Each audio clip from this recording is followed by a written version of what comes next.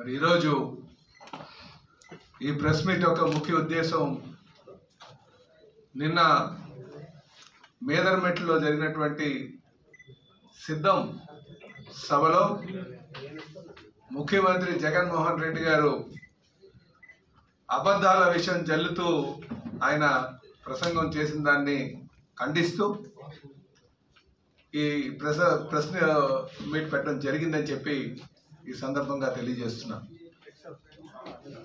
జగన్మోహన్ రెడ్డి గారు 99.9% అయితే మేము హామీలన్నీ కూడా నెరవేర్చేసాము అని అబద్ధాలు చెప్తూ ఆయన ప్రసంగాన్ని ప్రారంభించారు. అలా దారుణం ఏంటంటే అక్కడ జరిగినటువంటి సంఘటన కూడా గుర్తు చేసుకోవాలి. ఈ సందర్భంగా అంతమందిని పిలిచిన తర్వాత అక్కడ సరిగ్గా ఏర్పాట్లు చేయలేక ఒకరు చనిపోవడం జరిగింది. అక్కడ సరైన మెడికల్ సపోర్ట్ ఉంటే ఆ పరిస్థితి ఉండేది కాదేమో. ఎందుకంటే మొత్తం అంతా కూడా అక్కడ ఘోషిస్తున్నాయి, మొత్తం మీడియా అంతా కూడా. చలో వాళ్ళు ఏర్పాట్ల లోపు అనుకుందాం. అలాగే ఆ జనాన్ని సుమారు 50 నియోజకవర్గాల నుంచి 6 జిల్లాల నుంచి వీళ్ళు జనం తరలించారు. ఏదో గొప్ప కార్యక్రమం కూడా చెప్పుకుంటున్నారు. నేను చెప్పాలంటే అంటే సిద్ధం సభకి నాకు తెలిసి ఇటు పార్వతీపురం నుంచి కూడా వెళ్ళారు, ఉత్తరాంధ్ర నుంచి. ఒక గాజువాక నుంచి నేను ఒక ప్రైవేట్ బస్సు వేస్తే ఆ ప్రైవేట్ బస్సుకు అయ్యే ఖర్చు 70,000 రూపాయలు. అంటే అది 40 మందిని తీసుకెళ్తుంది. ఇక్కడ మీరు చూసే ఉంటారు, సిద్ధం సభలో ఆ బస్సు సగం ఖాళీకి వెళ్ళి. అదే కాకుండా ఆ వెళ్ళే వాళ్ళకి భోజనాలు పెట్టడం కానీ భోజనాలు మేమైతే జనరల్గా బస్సే ఏర్పాటు చేస్తాం కార్యకర్తలకి. ఓకే, దాన్ని కొంత మేము భరించుకుంటాం, కొంత మా నాయకులు భరించుకుంటాం.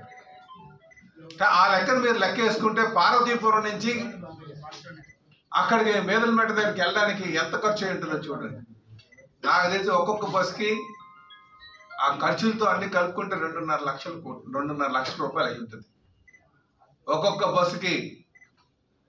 వాళ్ళ భోజనాలకి ఇంకా మనం చూస్తున్నాం, మంది ఇవ్వందే రానే వచ్చేటువంటి పరిస్థితి వైసీపీ కార్యకర్తల్లో లేదు. క్లియర్గా లైవ్ వీడియోస్ వచ్చినాయి. కనుక ఇది అంటే ఎంత ఖర్చు అయి ఉంటుంది సిద్ధం సభకి? ఎవరి డబ్బులతో మీరు చేశారు? ఒక్కొక్క ఎన్ని వేల ఆర్టీసీ బస్సులు పెట్టారు? ఎంతమంది ప్రయాణికులు ఇబ్బంది పడ్డారు?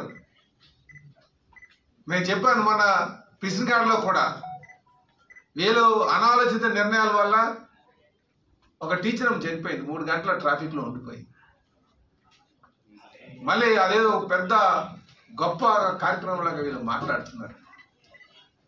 కనుక 6 జిల్లాలతోని భయభ్రాంతులు గురి చేసి క్షమించాలి 6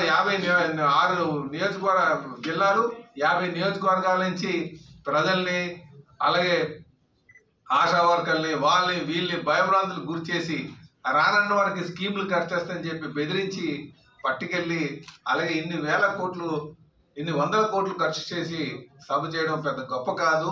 దీన్ని మేము పెద్దగా చూడాల్సినటువంటి అవసరం కూడా లేదని చెప్పేసి ఈ సందర్భంగా తెలియజేస్తున్నాం. అలాగే సిద్ధం సభలో ఆయన సిద్ధం నేను 99.9% హామీలు అన్నీ నెరవేర్చారని చెప్తున్నారు. ఏం హామీలు నెరవేర్చారండి మీరు? సంపూర్ణ మద్య నిషేధం చేస్తారని చెప్పేసి అన్నారు కదా. సంపూర్ణ మద్య నిషేధం చేసిన తర్వాత మేము మరి ఎలక్షన్కి వెళ్తానన్నారు. మరి హామీ నెరవేరిందా? దీనికి సమాధానం చెప్పండి. నాసి రకమైనటువంటి పోనే మీరు మీరేదో నిషేధించలేదు, మందు నిషేధించలేకపోయారు. పోనీ అట్లీస్ట్ నాణ్యమైనటువంటి మందు అమ్ముతున్నారా? కల్తీ మందు అమ్ముతూ, నాసి రకమైన మందు అమ్ముతూ 35 లక్షల మంది ఈరోజు లివర్ సమస్యలతో ఈ రాష్ట్రంలో బాధపడుతున్నారు. అసలు ఎవరిచ్చారు మీకు ఆ హక్కు వాళ్ళ జీవితాలు నాశనం చేయడానికి? నాకు తెలిసి 30,000 మంది అక్కడ కూడా లివర్ సమస్యలతో చనిపోయారు. వాళ్ళ చావులకి బాధ్యులు ఎవరు? ఈరోజు మీరు గవర్నమెంట్ హాస్పిటల్లోకి వెళ్తే ఎక్కడికి వెళ్ళినా సరే ఆడు లివర్ సమస్య వచ్చాడంటే ఇది జగన్ మందు దబ్బా. ఇది డాక్టర్స్ నేరుగా అంటున్నటువంటి మాట. ఏ హాస్పిటల్కి వెళ్ళినా సరే ఇది జగన్ మందు దబ్బా అని. అంటే పేదవాడి యొక్క బలహీనతని ఆసరాగా తీసుకొని డబ్బు చేసుకున్నటువంటి దుర్మార్గుడు ఎవరైనా ఉన్నారంటే ఈ జగన్మోహన్ రెడ్డి అని చెప్పి తెలియజేస్తున్నాను. ప్రజలను మోసం చేసి మేము సంపూర్ణంగా మద్య నిషేధం చేస్తానని చెప్పి మద్య నిషేధం చేయకుండా దాని మీద సుమారు 40,000 50,000 కోట్లు దండుకున్నటువంటి దుర్మార్గుడు ఎవరు ఉన్నారంటే ఈ జగన్మోహన్ రెడ్డి అని చెప్తాను. దీనికి సమాధానం చెప్పాలి. ఎక్కడైనా సరే ఏదైనా కొనాలనుకుంటే బ్రాండ్స్ చూస్తారు, కానీ ఈరోజు ప్రభుత్వమే మా మందు కొట్లు పెట్టి వాటికి రేట్లు పెట్టి రేట్లతోనే కొనుక్కునేటువంటి పరిస్థితి వచ్చింది. 50 రూపాయలు 100 రూపాయలు అలా 100 200 300 అట్ట. దానికి ఒక బ్రాండ్ లేదట.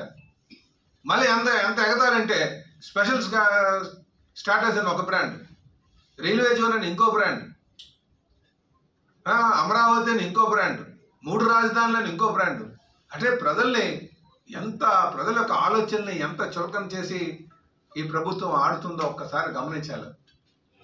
కనుక ఇది మీరు ఇస్తానన్నటువంటి హామీ, ఇచ్చినటువంటి హామీ మీరు సమాధానం చెప్పాలి. ఎందుకు సంపూర్ణ మద్య నిషేధం చేయలేదో నాకు సమాధానం చెప్పాలని చెప్పి సంపూర్ణ మద్య నిషేధం చేయకపోవడం మరి మీరు ఇచ్చినటువంటి హామీల్లో ఒక హామీ పడిపోయింది కదా, తప్పారు కదా, ఇదిలా ఉంచు.